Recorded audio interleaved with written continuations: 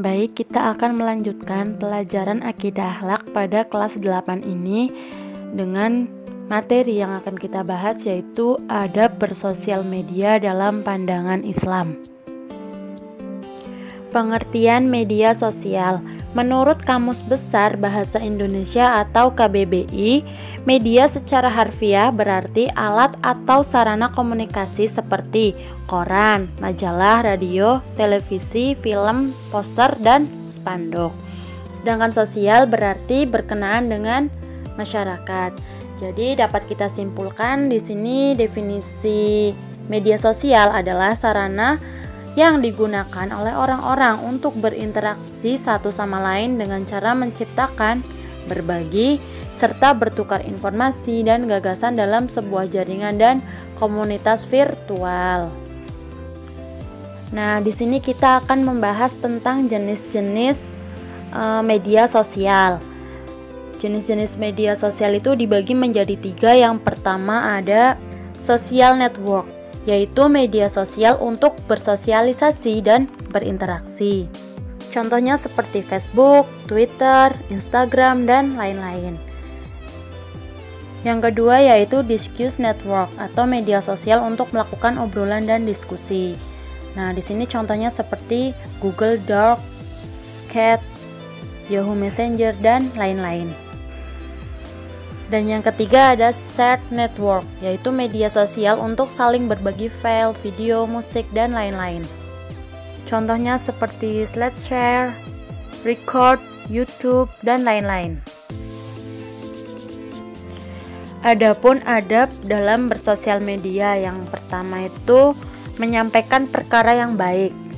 Seperti yang kita ketahui bahwa media sosial adalah sebuah sarana yang dengannya kita dapat bersosialisasi secara daring.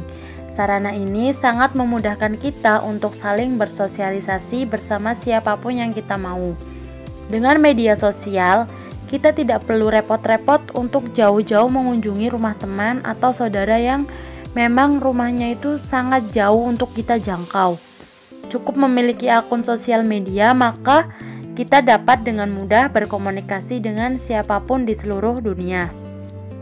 Namun, ada satu hal yang tidak akan pernah mungkin kita hindari, yaitu dampak positif dan negatif dari media sosial itu sendiri.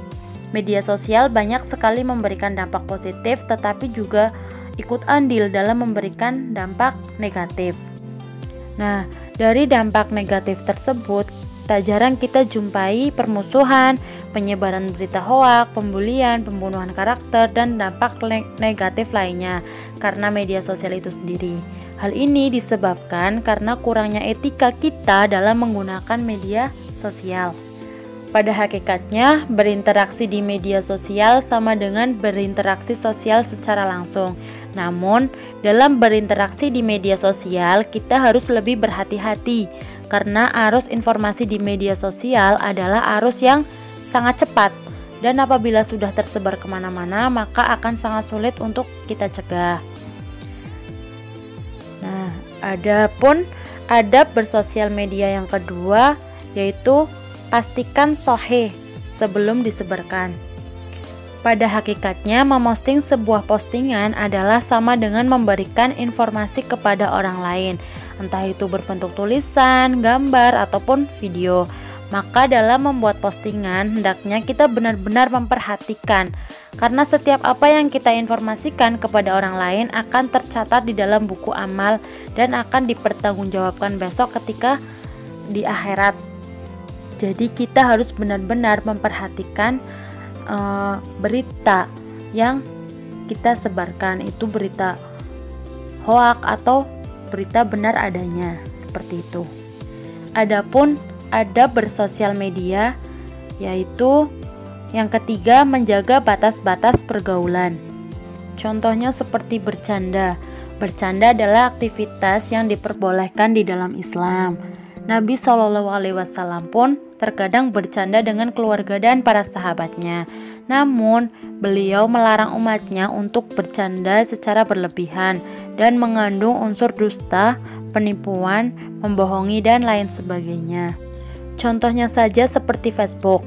Misalkan ada teman kita yang memosting postingan di Facebook, kemudian kita mengomentarinya hanya karena kita kenal dekat, akrab, kemudian kita mengomentari hal yang buruk atau dengan kata-kata yang kurang sopan dan tidak baik. Itu tidak diperbolehkan ya. Walaupun itu teman baik kita, maka kita tetap harus menjaga adab atau etika kita dalam berbicara kepada teman, baik itu secara langsung maupun di sosial media. Adapun adab bersosial media yang keempat yaitu ada menjaga keaiban. Termasuk perkara yang tidak dibenarkan dalam agama adalah membuka aib dan privasi di muka umum, baik privasi rumah tangga, penampakan aurat, menceritakan perbuatan dosa yang telah dilakukan kita, ataupun membuka aib orang lain. Itu sangat tidak dianjurkan dan tidak diperbolehkan dalam Islam. Adapun ada bermedia sosial yang kelima adalah rahasiakan ibadat, jangan memamerkan kehidupan sehingga luar batas. Nah, maksudnya di sini apabila kita memosting sesuatu yang berkaitan dengan ketaatan kepada Allah seperti nasihat, peringatan, kajian agama, dakwah, dan lain sebagainya, maka Allah akan memberikan pahala atas postingan tersebut selama postingan itu ada. Nah, jika ada orang yang kemudian melihat postingan kita, dan jika ternyata orang yang orang yang melihat itu berubah menjadi lebih baik karena sebab membaca postingan kita, maka Allah akan memberikan kita pahala sebagaimana pahala orang yang mengerjakan kebaikan yang kita sampaikan. Namun hal ini balik lagi kepada niat kita. Kalau niat kita memposting sesuatu, mungkin kata-kata kebaikan itu karena kita ingin dipuji, itu sama saja kita sedang ria atau memamerkan sesuatu yang sehingga orang lain memuji kita. Itu tidak baik. Tapi kita hendaknya memposting sesuatu hal kebaikan itu emang benar-benar kita ingin menyampaikan sesuatu hal baik dengan ikhlas tanpa mengharap pujian dari orang lain, seperti itu ya. Adapun adab dalam bersosial media yang keenam adalah medan dakwah dan berkongsi maklumat yang memberi kebaikan kepada orang lain. Contohnya yaitu memperbanyak postingan yang bermanfaat, seperti misalnya tentang kajian-kajian atau tentang nasihat-nasihat yang baik dan lain sebagainya. Namun tetap kembali kepada poin sebelumnya bahwa semuanya balik lagi ke niat kita. Kalau kita memposting hanya untuk dipuji, mungkin untuk merasa tinggi ilmunya, itu tidak baik. Hendaknya kita harus benar-benar ikhlas untuk menyampaikan ilmu tersebut, walaupun menyampaikannya secara tidak langsung dengan melalui sosial media. Namun jika ada orang yang mungkin membacanya kemudian bisa merubah kehidupannya, mungkin sifatnya, itu bisa menjadi pahala buat diri kita, seperti itu ya. Cukup sekian video dari saya, kurang lebihnya mohon maaf. Wabillahi taufik wal hidayah. Wassalamualaikum warahmatullahi wabarakatuh.